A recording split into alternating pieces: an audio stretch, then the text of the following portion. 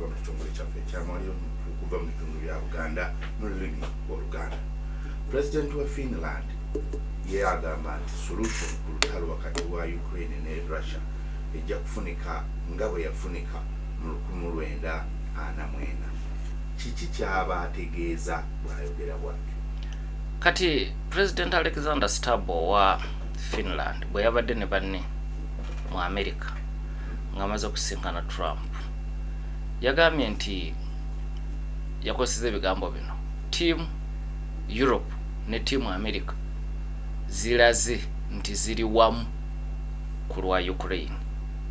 Era naga nti yabadde symbolism y'amaanyi. Yakozesa ekigambo ekya symbolism, kabonero kakulu. Naga nti era kino kiwe essuubi nti olutalo luno lusobola okukoma. Kyeyabadde ategeeza nga n'olutalo olwa Finland ne Soviet Union bwe lwakoma mu 1949. Kuba Finland yali ku ludda lwa Germany nga balwana ne Soviet Union. Olutalo nga lw'amaanyi. Naye mwana mwina ne batuule Moscow ne bakkaanya Finland neva mu lutalo ne Soviet Union. Kati ngaga nti olaba ku mulundi ogwo emundu yasirika ne ku luno ye kyeyalabye nga bali mu America. Olutalo ku Ukraine lusobola okukoma. Okusoomozebwa okuliwo nti engeri olwa Finland ne Soviet Union gye lwakoma singa yengeri yemu na luno gye lunaakoma Ukraine ebejja kufiirwa nnyo. Kyekiyinza okweraliikiriza kubanga luli bwe lwakoma mu ndagaano bino Finland bye yasasulira yakkiriza okuwaayo ettaka lyayo eri Soviet Union ebitundu 11 ku buli 100. Yakkiriza okuliirira Soviet Union olw'ebintu bye yayonoona ne miliyoni $300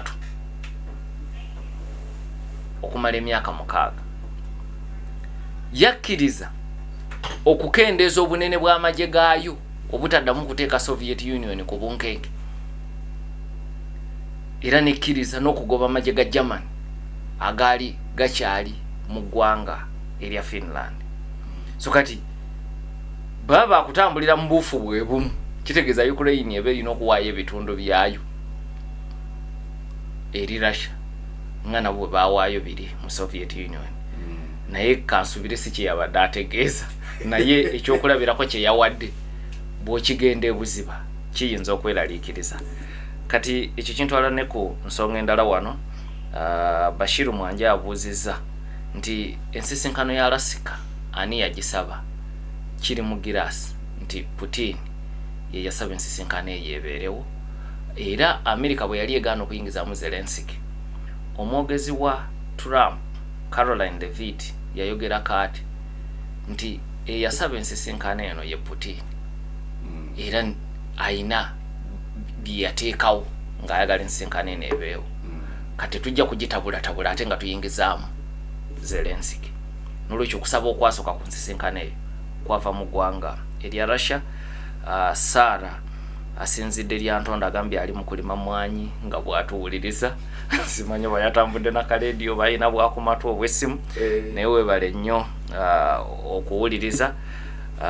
Weebale nnyo okuwuliriza. Sebaali Alan ye kyabuuza nti amawanga gonna agaasaba okubudamya abantu baagawadde si buli ggwanga, kubanga kugambye nti kino kiriko omusango gwa Supreme Court ya America. Era wewava ebigambo biri third safe country. Olina okukakasa nti abantu gy'obasindika tebagenda kuyisibwa bubi. Ekyo kyolina okusooka okukakasa. Kati jjukira Uganda erina likodi mu kubudamya abantu. Kakati eyo si nsonga nnyo. Wano kusemazinga wa Africa tuli mu kifo kisooka mu kubudamya. Okubabudamya ate ne tubayisa bulungi kuba mawanga amalala bababudamya nene mbanga muliira ku nsiko wanga ga South Africa n'awalala. So Uganda erina likodi mu kusenza abantu ababudama. Saalo oli oweri Antonde alina ekibuuzo kyabadde abuuza naye Trump yakajja ku buyinza ajjawo amaanyi agayita abakulembeze abo ne basuulawo emirimu ne bajja. Trump si ye yabayise be baasabye babeere mu nsisinkano eno kubanga babadde bagyetaaga. Naye ekirala Trump si wa bulijjo akulembera ensi kirimaanyi mu lutalo lwe Ukraine yensi esinze okuluwagira egattagattamu nga ku lukalu lwa Bulaaya. So saagala ogende nti olw'okuba yakajja nti ekyo kitegeeza bunafu. Ensi gyakulembera olwaleero yensi kirimaanyi ate yeyina ekisumuluzo kati eky'olutalo luno. Era ne Putin yazaakyogera nti olutalo luno okuggwa nyina kumala kutuula na mukulembeze wa Amerika. So saagala omugaye nti olw'okuba tannaweza mwaka mu ntebe nti n'olwekyo tasobola kusitula. Bano be baasabye n'okusaba naye ate n'obukulu bw'ensonga kituufu n'obukulu bw'ensonga basitula amangu bw'oba owulidde abakulembeze bano ab'enjawulo bwe baayogedde. Kakati ate bwe tugenda ku Charles Alexander tulowooze nti Ukraine ebitundu byeyinza okufiirwa byebyo already Russia byerimu mu Ukraine oba balina bye babanakaanyaako. Jukira ensonga eyo twajogerako ku Lwokuna oluwedde nti mu bubaka Putin bwe yatikka Witkoff ng'addayo mu Amerika ku nsisinkano eno ayina bye yateekawo by'ayagala. Jukira kati ayina ebitundu bina byafuga mu Ukraine Luhansk, Donetsk, Zaporizhia ne Kherson. Kati yena gani nsobola okuta Zaporizhia ne Kherson bwe mundekera Donetsk ne Luhansk. Kati jukira ebitundu ebyo byonna bina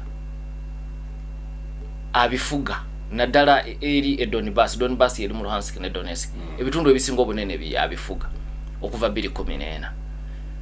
Neno gyafugako ebitundu Kherson, Zaporizhia abakulembeze abaliyo bazinira kontoli za Russia. Era abantu bakubadda n'obulwo bw'ekikungo ne bagamba bonna badda ku Russia.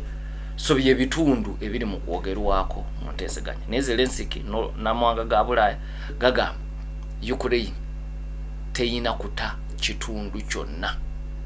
Kati awo wali Kalumanywera. Ye Putin agamba ayina okubaako n'ebitundu byasigaza.